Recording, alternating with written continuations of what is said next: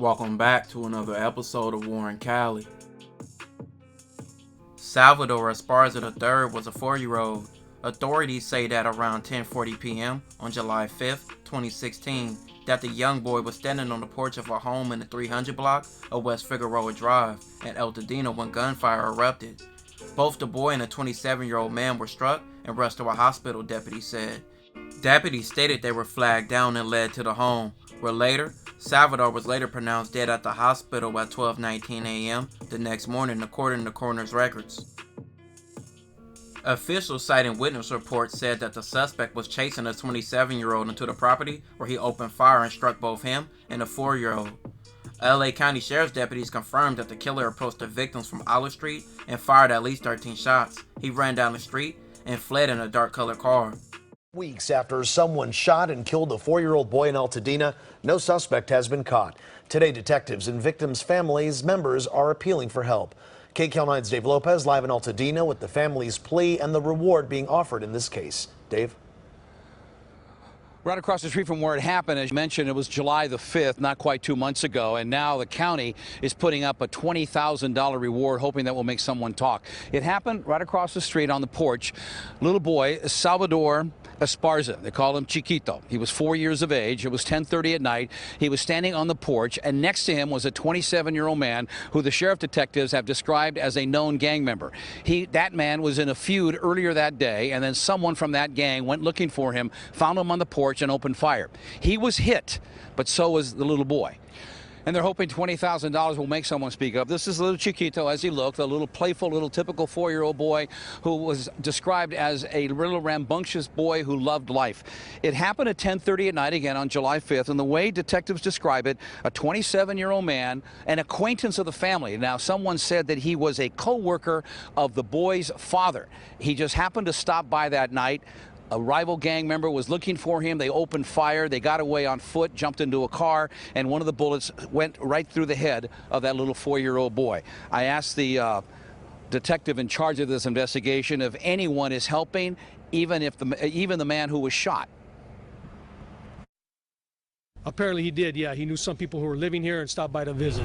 So knowing that, he doesn't know who he got in the altercation with down the street. He hasn't given you a name? We know not yet. He has not. For fear, or because he just doesn't know? Well, for his own reasons, apparently, he's saying he doesn't know. You believe him? Do I believe him? I think he knows more than he's probably telling us. And that's what's frustrating. This is the 27-year-old man who was shot.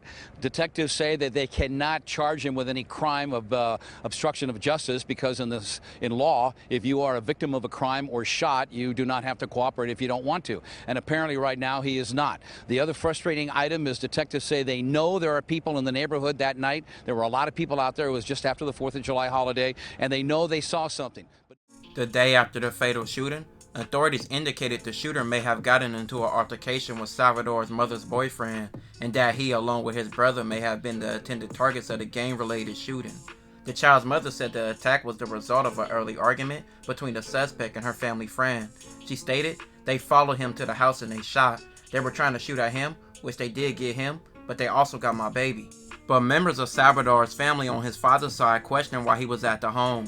They said the boyfriend of the boy's mother lived there, and it was a known drug house. It's a crack house. It's a place where people come and go to sell drugs and get drugs, Salvador's grandmother said. She said her son Salvador Jr. was in a fight for full custody of his son earlier that year. She said a court-appointed mediator told her son would sound like a jealous boyfriend if he attempted to gain full custody, so he settled on joint custody with the mother. The system turned on us. I feel the system didn't do the right job. He was our light. He was our everything, she stated.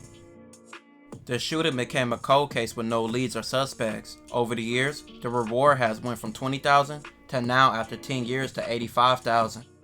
Increased in the cold case murder of a little boy. 4-year-old Salvador Chavita Esparza was shot and killed while standing on the porch of a relative's home in Altadena. The case has gone unsolved for a decade. Now, another $10,000 has been added to the reward, bringing it to $85,000 for information leading to an arrest and conviction. No suspect has been captured to this day. Salvador was only 4 years old and suffered an unfortunate fate. RIP to him.